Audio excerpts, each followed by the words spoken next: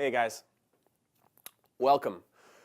Welcome back to the weekend preview. This is a good show. I enjoy this show. We get to take things down a little bit, use our brains, use our thinking machines, and just talk about what we got on tap for the weekend. We're here, of course, back at the Behind the Barriers TV studios. We're still working on stuff. I've been actually out here laying brick all afternoon, so forgive me if I've got a little brick on me, but let's get right to it. This is the show where we preview the weekend. And normally we'll talk about the big races on tap, the different riders we're going to expect to see. There's really only one race that I care about this weekend, and that is the GP Gloucester. Now, of course, there's a little bit of bias there. We're from Boston, all of us here at BTB TV. So most weekends we're going to tone down the whole bias thing. But this weekend, I mean, come on. It's the New England World Championships of the world right here just up the road from our offices here in the city. So let's get right to it.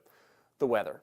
The weather's going to be absolutely perfect. 71 degrees on Saturday, 72 degrees on Sunday, sunshine, it's going to be dry, it's going to be perfect fall cross weather. The course, obviously right there on the ocean, so you got the breeze coming in, you got that big iconic Gloucester rock. And the course itself, just one of the best cross courses that we see all season long. The grass is good. I know you think, okay, well, cyclocross, all courses have grass. Not all grass is created equal. And as far as grass goes, Gloucester grass is very, very good. There's also sand. Nothing special about the sand. I would say it's average sand, but there's sand on the course. There's grass. There's barriers. There's run-ups. There's staircases. There's an awesome pavement uphill start-shoot thing that, I don't know, you guys are going to see. It's one of my favorite courses. I think it's going to be one of your favorite courses as well. On the racer side of things, on that start row, all the way back, we're going to have not only one of the best fields in North America this year, we're going to have one of the largest and one of the deepest fields we're going to see all season. Obviously, coming off Cross Vegas, it's hard to say it's the best field we'll see all year. The world champion himself is not here. And unfortunately, we're missing both of our national champions, Katie Compton and Jonathan Page, not here for different reasons. But after that, they are literally all here. The top dogs are here. The big dogs are here. The high rollers are here, and then your B-list riders and your C-list riders, and even the guys like way at the bottom, they seem to all come for this weekend. Guys travel in. They know that this is one of those races that you don't want to miss all season long. On the women's side, really excited to see Helen Wyman, the British rider, finally get to go up against a stacked national caliber field. We've seen her just dominating here on the East Coast early season, but has yet to really go up against a stacked field. So Helen's going to be here.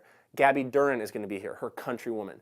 Caroline Monty is going to be here, coming off a couple podium rides in Wisconsin. Meredith Miller and Elle Anderson from the Cal Giant team are going to be here. What can Elle Anderson do? Was that just a flash in the pan last weekend in Wisconsin where she took 2 UCI wins, or is she going to be able to back that up now, and is she going to be a permanent staple here on the podium, on the national cyclocross scene? Like I said, way too many names to mention. So throughout this whole thing, you guys can check out down below. We'll have start sheets for both the men and the women.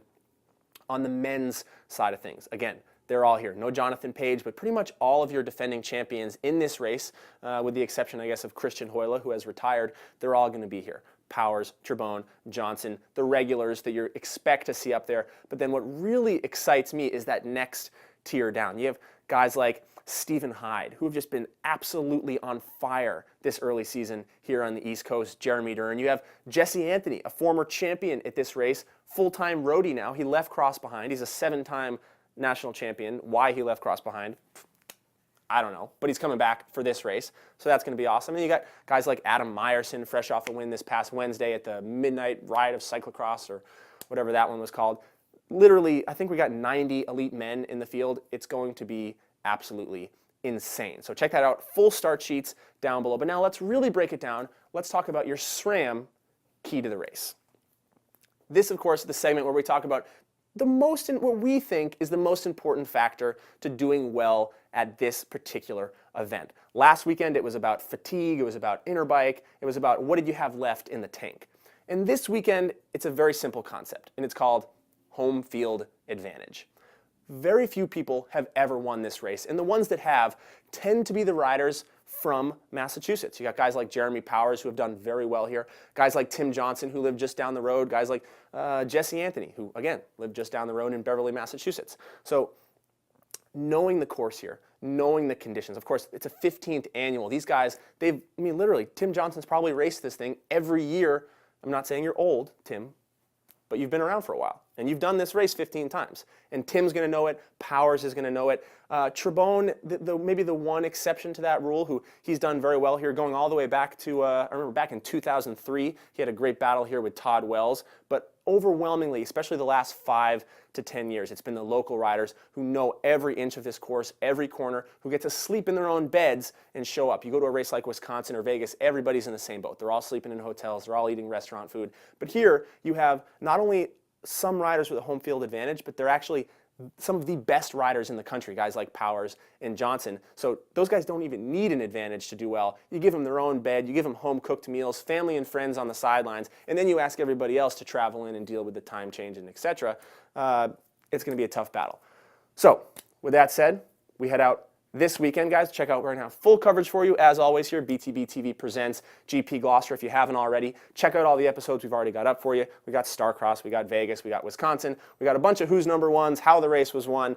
It's getting pretty good. If I may say so myself, this whole thing here that we're doing, it's pretty cool. So thank you for joining us, and we will see you this weekend.